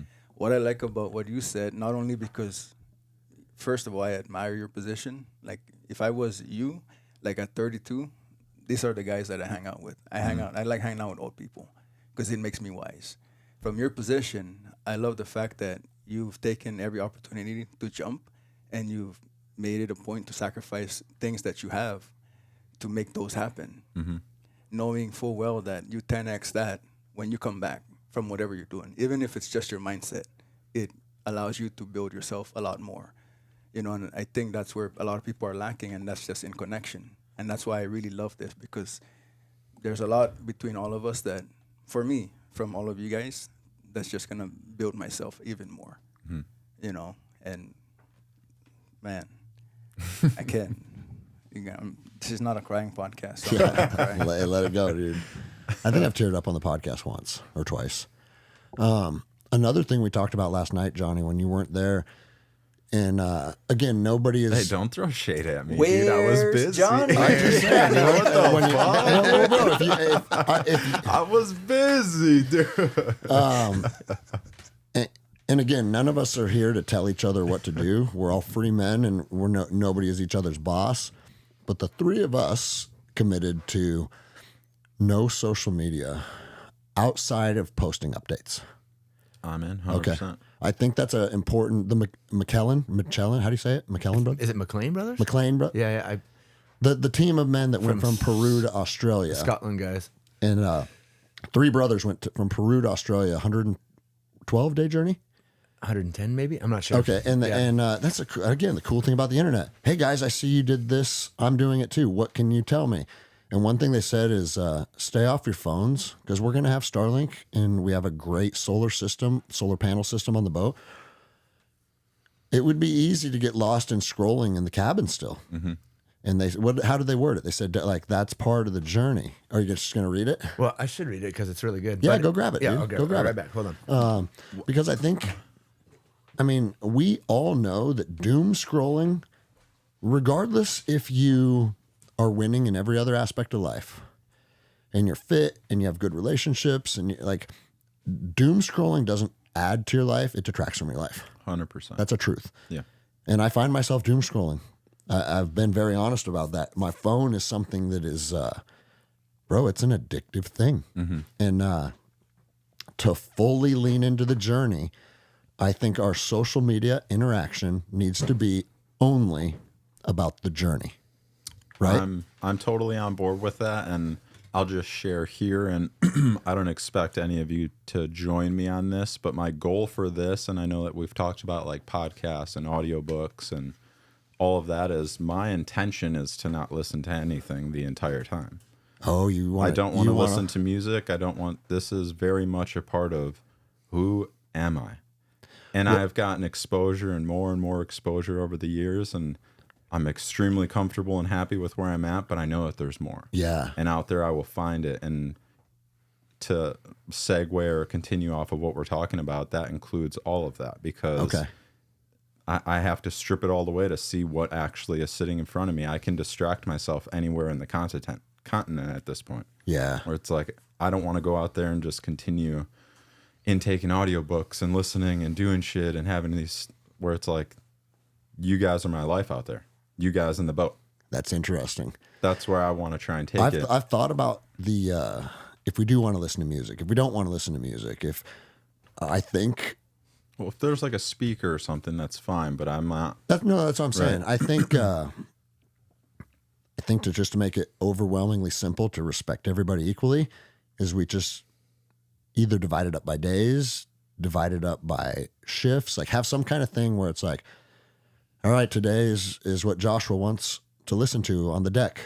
And if you say it's silence, it's silence. Mm. You know what I mean? And then when it's Johnny's turn, he says, well, actually, let's listen to some good Viking music or whatever the case is. I think everybody's opinion gets, again, like I said, equally respected. Mm-hmm. And we just have to divide that time up equally. Mm-hmm. And I think that I haven't really thought much about the silence thing. I don't know if I can commit to a full journey of silence because I love my music. My kids actually wanted to make me a playlist. So do I. I'm like, music's been one of my things my whole life. I love intaking information. And so that's, again, one thing I've been looking at is I don't listen to music all day at work now. I just work. And when I just work, I'm way more present. When I'm way more present, I don't fucking get upset about anything and the day flies by. Unless it's like I can just do this all the time. Unless it's our music. Like you said, bringing a jaw harp and a drum. That's right. Yeah. Because that's our music. That's what I would like to partake in and participate in because that's the way. What instrument? Bro, that's how we used to do it, Will. This is what I was thinking. Throat singer when we come back. The Martin. Also, I want to hear what you said. The Martin guitar company makes like a little compact guitar that's like this long. Mm-hmm. Like a little guitar, a drum, a jaw harp. Just have a couple things. Fucking little rattle. That's all I need right there. That could be really cool. Mm-hmm. Yeah. Well, I think that there'll be times when it'd be great to listen to music. No, I agree with that. But I also like the idea of silence. My kids had actually talked about making me a playlist for being out there, and I think that'd just be kind of a cool way to think about them and connect with them. But I'm also wanting to connect with my creator while I'm out there too. And there's music all around us, whether it's the wind, the ocean, right. Yeah. You know, and that's one thing that's been really great for me on this journey too, just in preparation is I'm trying to get out and spend time in nature praying and just being quiet to still the thoughts in my head. Yeah. And I'm actually really looking forward to that too. So, Maybe we have intentional days, maybe even intentional weeks of silence. yeah. There was moments in the lake today where it was silent, and I thought to myself, like, who's gonna be the first to speak, and what are they gonna say? You know, it's just like intriguing. It's like, what is he gonna say? Yeah, we could do things like, hey, today, or like 48 hours of no talking. I'm in for all of that, You man. know what I'm saying? But we have to be extremely like, because all of us are stubborn. We're all stubborn enough to be like, bro, I want to talk so bad. My mental health's going to shit right now, but I ain't fucking talking. I'm not going to be the first. Yeah, where it's like we have to be extremely open to that kind of stuff where it's like, I very well understand that if I try and go total silence for 2 months, where it's like, I might go fucking crazy. Well, to avoid that, I will play some Modest Yahoo or something. Yeah. Right? Like, I'm not going to let myself go anywhere far like that, but I do want to go see what's in the depths. Well, and even though like I don't want to be on social media and I want to be present, I do owe it to my family to stay connected to them a certain amount. And I don't know what that looks like yet, but maybe that's just a daily check-in via text message or whatever. But I want the girls to hear, maybe even the daily check-in could be like my lessons learned from the day to the girls or something like that, right? Wins and takeaways. Yeah, wins and takeaways to the girls. That could be cool, man. Yeah. Say, don't delete this thread.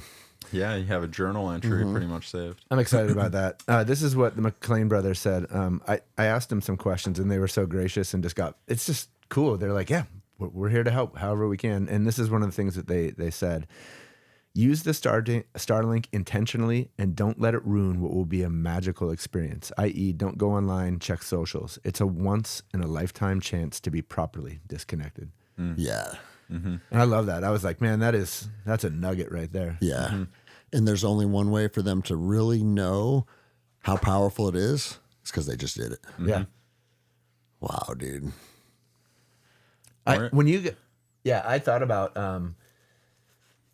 one of you guys said something today and I'm drawing a blank on what it was, but I thought about how cool it'd be to have instruments. Yeah. Just to create while we're out there. I don't know. I know that this experience is going to cause me to grow in ways that I never thought imaginable. And one of the things that we diminish a lot when we're in the rat race is just creativity. It's right? the number one thing, bro. Play and creativity, and which are also kind of one and the same too. Yeah. No, we've talked about on the show a lot where it's like literally from the ages of 5 to 13 when you go to middle school, it's like part of the curriculum is go outside and play. And we have monkey bars and we have swing sets and there's a football field you can kick a soccer ball around. Go outside and play. And then there's also when you're younger, there's music class. Everybody circle up and grab an instrument. And it's like, and then we go into middle school and high school, there's no more play unless you're intentionally seeking sports, right? That's a lot of people's play. But a lot of sports isn't play anymore either because it's just win, no matter what. And I'm not saying that's good or bad, but it's a different energy than play, right? And then you get to be an adult. And it's like, dude, when my kids were young and we went to the park, they have things that spin around and fucking big swing sets and shit. Like, I would go there and I would play with them, not just sit on the bench and watch them. I would actively play. And I remember thinking, I was like, dude, I haven't been to a park and played on swings and stuff since I was a kid. And the only reason I'm doing it now is because I have kids. And guess what? It's still fun as fuck. Yeah. So like, dude, pursue things that feel like games, that feel like play. And it's weird that we've kind of put an age on play. Playing's for children. Now you're an adult, get up and go to work. I've had this conversation with my son, who's 6, about this exact topic of like, because we were having some like headbutting issues about fucking who's in control, which is like, A little Johnny, imagine that. Yeah. And so to work through it, I just start talking to him and try and give him some like credibility and some honor where I'm like, just so you know, like, I understand that you think it's always like, learn from dad. I'm here to teach you. I'm always instructing you. I'm always guiding you. And while that's true, as the parent, it should be my goal to be learning just as much, if not more, from you. Yeah. Which is tapping into my creativity and just sitting down and fucking doodling on a piece of paper with no intention, no judgment, or doing like you said, like, he's 6 and I'll still go run around in the playground with him and push him on the swings. And you see everyone else sitting around and it's like, Doom scrolling. yeah, man, you're missing such a beautiful opportunity to reconnect to like the child form of you, because the more love that I express to my son, the more love I feel giving to like the little Johnny inside that once was like, fuck, man, I wish I had more love. Well, if I express it to him, I feel it internal to like, oh man, that makes me feel good too. Or like seeing him and honoring him also is seeing and honoring a version of me. Yeah. It's just like, parenting is fucking wild. I can go on tangents forever. I love it. But yes. The Bible teaches for us to enter the kingdom of heaven, we must have childlike faith. And I thought a lot about that. And what is a child? A child is someone who, especially in the regards to faith, is they just trust their dad. Like my kids always trusted me. Like if I'm like, we're going to go do this, even if it was really dangerous, they're Let's like, ride. let's ride, let's do it, you know? And they found fun in doing that stuff too. And it's just going back to that quote from that saint, it's like, the glory of God is man fully alive. Like I want my kids to thrive. I want them to play. I want them to enjoy what they're doing, even if it's hard, even if it's something that's challenging. I want them to learn as they're going through certain lessons. I want them to love deeply. I want them to be connected. I don't want them to be distracted. I don't want them to be diminished. I don't want them to be stuck in a rat race. I want them chasing and pursuing their dreams and things that excite their heart. And so, yeah, for us to play and to do these things. I mean, it is going to be play when we're out there. It's going to be Fun as fuck. it's adventure. We're going. I mean, think about being a little boy. Think about For being a little sure. boy and the dreams and things that you like. I used to go build forts and we would pretend the tree behind us was a rocket ship and we would climb up it and pretend like, you know, like we're like. You're dreaming, you're exploring, you're adventuring, and we're doing that as 3 middle-aged men and 1 puppy. Hey. This puppy's got a question. Yes. I think it's a good one. Have you guys put any thought into how this will affect your children? And what I mean by that is I have a 6-year-old son that looks up to me and aspires to do things that I've done and looks at me like a superhero. And I've had the thoughts, or I've sat with it a little of like, man, I hope that me doing something so preposterous, there it is, $10. will affect him in the future, where like he has to live up to some sort of standard or expectation that you set. You know, I have daughters, only daughters, and I think it's a very different energy, because I think sons do, part of being a son is aspiring to be as good or better than your father. And I think that that's the natural cycle of life. Your son should end up being a better man than you if you're being the right father to him. Correct. Now, our kids, my youngest and yours are still like 6 and 10. My teenagers are going to understand it a little bit differently. But my daughter's already said to me, Dad, I don't want you to go. I don't want you to be gone for 2 months. And I said, baby, this is something that I have to do. Not just something I want to do, but I have to. And when a 10-year-old hears that, it makes him a little sad, right? I think today she got to see the boat. She felt some excitement, and it's probably changing her heart a little bit. But the truth is, with the young kids, they may not have the capacity to see the value in it yet. But then when Wyatt's 18 years old, and he's like, man, my dad used to just go out and pursue his dreams, it is going to affect him 100%. Like, we're showing them, and like everybody knows talk is cheap. There's talkers and there's doers, and they will undoubtedly be able to land on our fathers were doers. And that in itself is empowering, bro. Yeah. Yeah, I definitely agree. Can you repeat your question one more time, just word for word? Have you thought about the impact that you doing this role will have on your children, i.e., you have done something so high that it's like they have some expectation to live up to, or diminishment of self. I think it's how we sell the journey to them. Sell is probably the wrong word because that sounds like manipulation, right? But I mean, Will is making a documentary on this, and maybe that's a key point to put in the documentary, that it's like, we're not, as parents, this isn't about setting expectations on you. I'm finding me. Yeah, I'm finding me. Yeah. And through me finding me, I think it facilitates a better path for you finding you. Mm-hmm. My kids are a little bit older age now, and the stage that they're in their life is, my boys they're young men. Yeah. And my daughter is a woman, and Who wanted to come with us, by the way. she did. Yeah. Until I told her we were going to poop in the bucket, and she was like, I don't know if I want to see Uncle Greg poop in the bucket. It is pink though. It is pink. Yeah.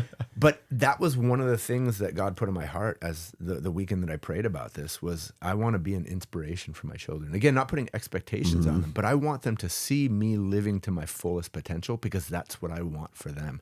I've been having these conversations with Mac and Jedi recently about, what are your dreams? What do you want to do? And I'm going to help you facilitate that in whatever way that I can. Like you said, Greg, we want our kids to be better men than we were. Yeah. I've always looked at it as like, my ceiling is their foundation. And so whatever I build, I want them to build off of my shoulders and continue on. And so I want them to live as men and women who are chasing their dreams, men and women who have passion, men and women who have purpose, men and women who are inspirational, men and women who aren't diminished, but who are just living life abundantly.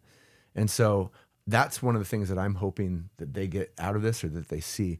And I'm also going to document, and I talked to you a little bit about this. I've been writing, I journal, and when I journal a lot, I tend to write letters to people that I'm thinking about. It's just an easier way for my thought process to come out on paper. And I love the idea of us documenting some of these things, because I want to talk to them directly about the lessons and things that I'm learning. And hopefully that does inspire them. I want to leave them a record of my life, whether through journaling, whether through my actions, that they know that I love them and I have what's best in mind for them. And so when I'm long and gone, they can look back and be like, man, even though my dad was gone for 2 months, he was doing it in a way that showed me what is best for me. And that's love, right? Look at, was it us? We were talking about Truett Haynes, right? Yeah. I mean, He's outrunning his father now. Yeah, he's outrunning his father. I want that. Yeah. I want my kids to beat me in the things that we do together. I want them to be better. And so I'm really hoping that is an outcome of this adventure. And Will had mentioned something too, so I'm going to bring this up to you guys, just because I think it's a brilliant idea, and I haven't done it yet, Will, so I apologize. But you said, for some of the documentary footage, have our family members and our kids be the ones that ask us some of the questions about this, and we should document that, because I mean, this journey again is about connection, right? And so we are going to be disconnected from them for a period of time. But I want their involvement in this 100%. Because, again, I'm rowing for them. I'm rowing, carrying them, in my mind, my heart, my thoughts as I'm doing this.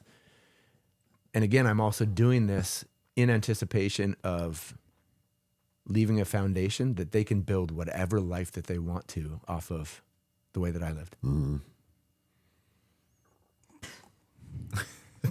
We were meant for such a time as this. Yeah. Everything that's happening, it was meant to happen, and it was meant to happen through us. I heard it from Dukes. He had a conversation with Cadence when he first came in, and I forgot what you asked her. Well, how did she feel about me rowing? Yeah. And she told you what once she saw that I was faithful and I had faith. Yeah. That gave her ease and gave her faith. Yeah. And that's all I ever want from my kids, is for them to see, like what we're all saying here, is that we are examples of what they can be and be better than. You're teaching through your actions. She initially responded and said, at first, I was a little afraid. But then I saw how my dad just trusted God through this process. And that has made my faith stronger. And she kind of alluded to, if my dad can do it, there's nothing that I can't do and walk in peace and strength in that. 15 years old, Yeah. already getting exactly what we hope for Yeah. our children to get out of this. Wow. Yeah, like it's stuff like that, you know. And for me, what they're gonna see is who I'm supposed to be, because I was who I had to be, right, just to survive and provide, you know. And all of that comes with just a lot of busyness and nothing for us, like we say, to do for ourselves and go out and play, right? And we subject ourselves to ease because we're filled with daily shit, you know. It's like, I gotta do this, I gotta go do that, I gotta cover this. And there was never a time for me to go and like, hey, Ariel, let's go to the playground. And then when I go to the playground, it's like I try to play with her, like, guess what? Like, my back hurt, my knees hurt. Well, that's because that's the consequence of me not doing what I want to do and getting up and moving. That's right? what happens in your 40s, bro. Yeah. So I'm starting early, I guess. so this is really gonna make me who I'm supposed to be, and they're gonna see that, and I think that's just gonna power them up even more. And that's really what I'm looking forward to. I actually think, because we always talk about how, like, oh, our bodies ache from jiu-jitsu and walking down the stairs hurts and all this stuff. And maybe I'm a little delusional, but I think we are going to be able to fall into a rhythm where we are growing and recovering at the same time. Yeah. And I think when we get off that boat, I think I'm going to be the strongest I've been in a really long time, maybe ever. And not just physically, right? But the physical foundation is an important part of that. And sure, we're going to lose a lot of weight and be calorically in a deficit and whatnot.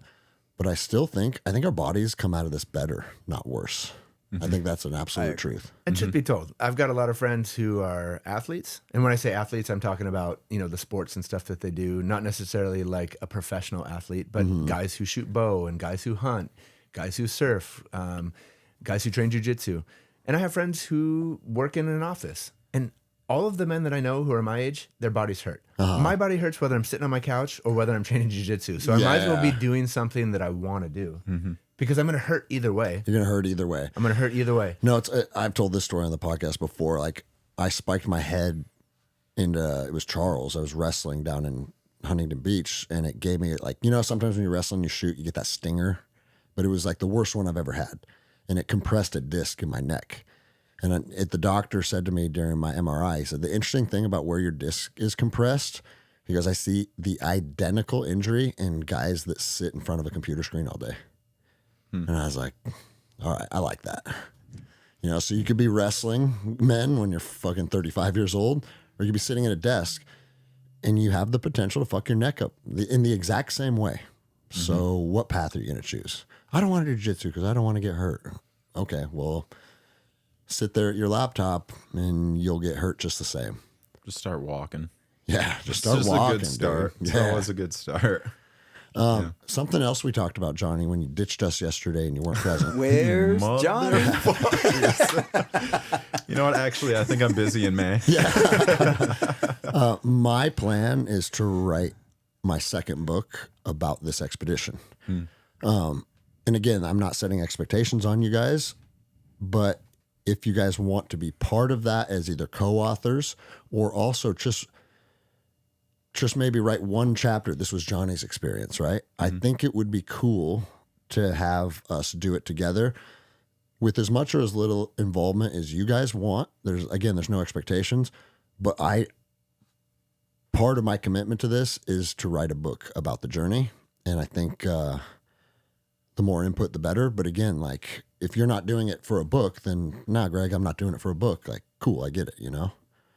Another beautiful opportunity. Yeah. Look at that. We'll all be authors. I like it. Because if you haven't heard, I just released the great book, Courage Through Adversity, and I am now officially an author.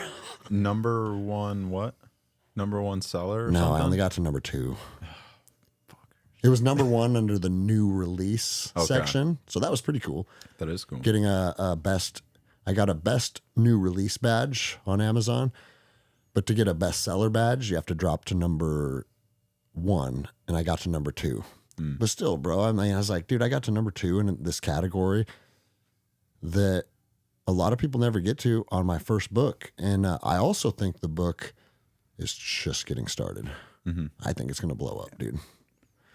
I hope so, because it's a great book and it's got a great message. Thank you, dude. It's inspiring. 82 pages in, and it's a thriller. I love it, dude. I love it. I like it. Dude, it's again, like we talked an hour ago, it's like, when's the last time you've been proud of yourself? This book made me really proud of myself because it's been an idea that's in my head for a long time, but we all have ideas in our head for a long time. And now it's a book sitting in front of me, and it's like, dude, I did that. And there's a part of me that feels pride from that. But what I'm feeling more pride from lately, you know, the favorite message that I'm getting about the book is that they're like, dude, all your experience in combat, it's like no part of the writing came across like you're trying to be an action hero. Where it's like, the bombs were going off and I shot all these people. And it's like, because the GWAT era has a lot of that. And knowing that people are identifying, because I wanted to try and give the authentic side of deploying. And the authentic side of deploying is exactly that. Sometimes it's really boring and mundane, or other times it's really exciting in realms that have nothing to do with combat whatsoever. Like having dinners with locals in Afghan villages and learning about their culture and exploring the mountains. Like that kind of stuff was equally as important as anything I got to see in actual combat. And so my goal with this book, exactly that. Tell people the story in a way that it's like the highs and the lows and even the neutral in between, they can connect to it and they can derive value from it. Because that's reality. That's fucking reality, Yeah. dude. And Andy Stump's comment on my book is my favorite. I didn't see it, I don't think. He said, here, I'll read it to you. Well, while he's looking for that, all you guys that are waiting, I'm narrating the book, so. Yeah. No, I just posted a page in my book talking about how, like, I've been on deployments where I've never fired my weapon, and I went on 3 deployments in a row and saw 0 things like that, right? And Andy Stump wrote, "Is that an expert from Tim Kennedy's book?" Oh wait, can't be. And I'm not trying to sling shade, but hey, It's super funny, even though Tim Kennedy can kick my ass. But it's still funny. Yeah. but that's another thing, man. As soon as there's even a thread of embellishment, to me, I have a team of people here. There's 300 people that are part of this academy. And if I tell something that could be verifiably embellished, because there's a fine line between an embellishment and a lie. I don't want to come anywhere near either of those. And so a lot of people were deployed with me. There's people in this gym. Folk was with me on lots of deployments, right? Like nothing that we experience can you embellish, because what is embellishment really doing? It means you're not proud of what you really did.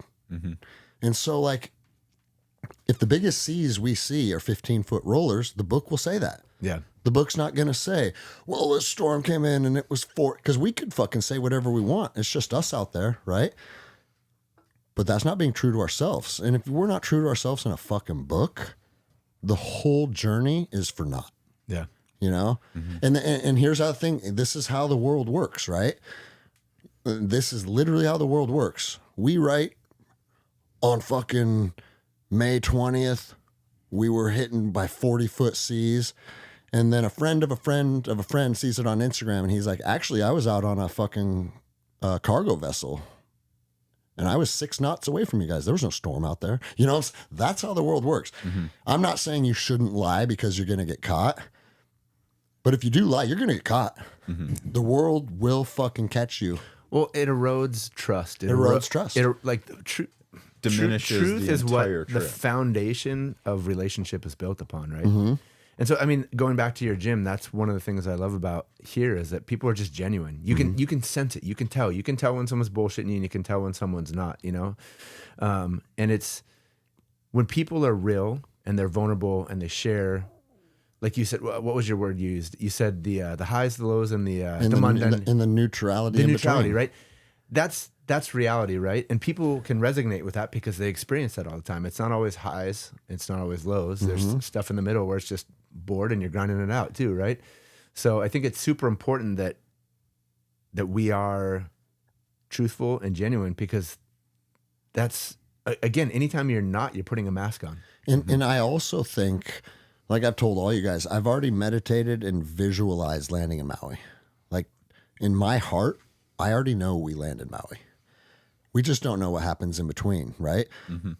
But I'm also not in charge of what happens in between. Mm-hmm. So if we have smooth sailing and fucking calm seas, and we never have to throw the sea anchor, and we never encounter real danger, good. That's not going to diminish the journey for me whatsoever. The value of the journey is going to be determined by a power that's greater than us, and the universe and God is going to give us what we're supposed to receive out there. Mm-hmm. And we all believe that. And so, like, if we go out there and it's just serenity for 2 months, that means that's what the universe wanted to give us. Yeah. That's what we needed, you know? And I know there's a part of us like, I want to see some wild shit. Maybe the lesson would be like, hey, you need to be able to find peace and calm. Because a lot of times men like us are kind of called to chaos. I want to see the 40-foot rollers. I want to face that. Yeah. Maybe the lesson is you need to find peace and calm. Or maybe it's maybe we go through a hurricane, right? Like any way that it goes, I'm trusting that that's how it's supposed to go. And I'm going to be proud of that. And if the book talks about 50 days of flat seas, then guess what it's going to talk about? Like going internal and what that message was and what we learned from that. And, or maybe it's 150 days on a life raft. Yeah, for sure. Yeah. Or maybe like fucking Joshua says, getting into Hawaii, if you fuck that up, you're going to go to Tahiti. Because you don't get to row. Right, you don't get to row against some big currents that you can get caught in, right? Okay, you know? I'll tell you what, though, if we're in your channel and we start getting sucked away, you could call your homies. Okay. That's going to be pretty discouraging, and then, I would say. Yeah, and that chapter will be left out. Yeah, and then everyone will be like, oh, you fucking thought you were going to do this or that, and you had to get rescued. Yeah, 1 mile. I have a contingency plan for if the North Shore doesn't work, we've got another spot we can come in. But hopefully, yeah. I had a guy write me on Instagram. He's like, I think this is a little reckless because if you have to call for rescue, us taxpayers are funding your rescue. And I was like, that's what you take away from this? Mm-hmm. Out of all the things you could take away from this, that's what you draw from? Like, bro, the Taliban's getting $80 million a week. All right. So if one boat has to pluck 4 dudes out of the water, it's not going to change the trajectory of you fucking paying taxes. Mm-hmm. And I've paid taxes for 30 years now. That's right, dude. Come pick my ass up because you know we capsized or whatever. Some of that money's going to transgender studies in foreign countries. Pakistan, right? Yeah, so it's like, yeah, dude, if something catastrophic were to happen, and the ocean again will dictate that, and we do have to call for rescue, I'm also going to be proud of myself. Mm-hmm. I'm not going to be like, and Toby talked about it when him and I podcasted a couple weeks ago. He goes, bro, if you call for rescue 100 miles offshore, I'm still proud of you for fucking doing it. And I feel that. It's like, I'm still proud of you for fucking committing and going and doing it. Because like, dude, we all know jiu-jitsu proves this to us on a regular basis. Like, failure is part of fucking growth. So like, okay, that can happen. Do you not do it because that could be a possibility? Like, dude, who cares? If something fucked up happens and this ends up being an unsuccessful mission, we fucking tried. Mm-hmm. And to me, dude, I will be proud of us. Well, he's going to pay for taxes either way, because when we get to Maui, I might just open me a Somali daycare.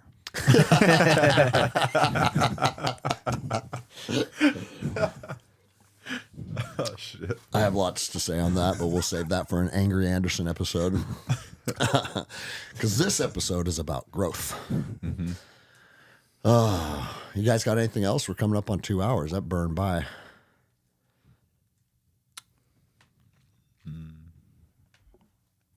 I'm going to be pretty excited about just eating good food when we land. Yeah. I was thinking about that. You know, I heard 2 months about those, what is it, sourdough pancake? Sourdough pancakes and the giant pancake, yep. That the picture that we saw? Yeah. The egg bake. Bro, she puts butter and honey on it. And it's like this perfect combination. Like, you know how when you eat certain foods, your body's like, fuck yes, this is what I need. And it's less about the taste and it's more about the like, fuck yes, this is what I need. Because it's a bunch of protein and then you lather it in butter and pour honey on it. And bro, we'd eat that and then we go hunt all day. All day long. Satiating. Yeah, dude, your body's like, yep, we're going to have a hard day. Because, bro, walking up and down those fucking ravines and shit, like we put in some long days. Yeah. It feels fucking great, dude. No, I was actually thinking like, oh, how cool would it be if we like land on the beach and then we get our bows and we go kill an axis and then we go and then we have that as part of our feast. And then Jenny's like, you know what? The last thing you're going to want to do is grab your bow and run into the woods. We'll get Mac and Jetta to go get some gear for us before we land. I'm hoping to, you know, there's a huge paddling community in Hawaii, and I think it'd be great to connect with them and just have like a big luau when we get there and eat a bunch of great food and fresh Bro, caught fish. you know what would be cool with your paddling community? Have them come out and Meet us a mile out, Yeah. something like that.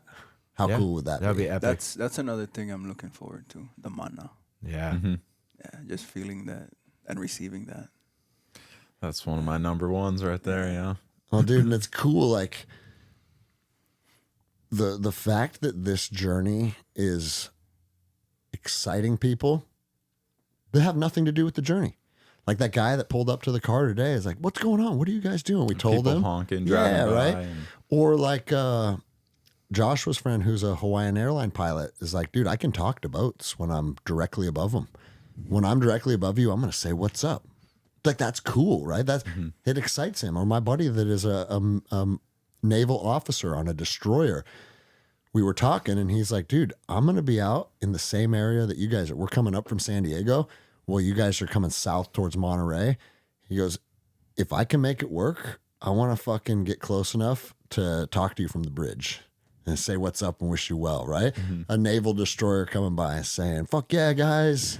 You know, like So right. it's cool. America. And why does he want to do that? Because this is an inspiring mission to people. And it's exciting to be a part of it. Like, dude, we had 3 of our students out there today to just watch us come in on the dock. In the cold and rain. In the cold hanging out and on the- rain, dude. Yeah. Right? Because it's inspiring. And it's inspiring because it's all the shit that we've been talking about. And it's like, sure, we went, what do you say we went today? Just 4 miles around 4 Lake miles, Stevens? Yeah. People wanted to come and see that. Why? Because they know that we're embarking on mission from our heart. And when people feel that, dude, they want to be a part of that. And that's a good thing to want to be a part of. Like, I'm proud of them for coming out. That was really cool to see. My uncle told me, my uncle Steve, he told me yesterday that they drove around the lake like 3 times looking for us. I was like, "Oh, we were getting the boat ready. I should have told you we were going out today." Yeah, and then your whole family came up today, dude. That was cool, man. Yeah. Even though your mom assaulted me, everything else about it was good. All right, we're good.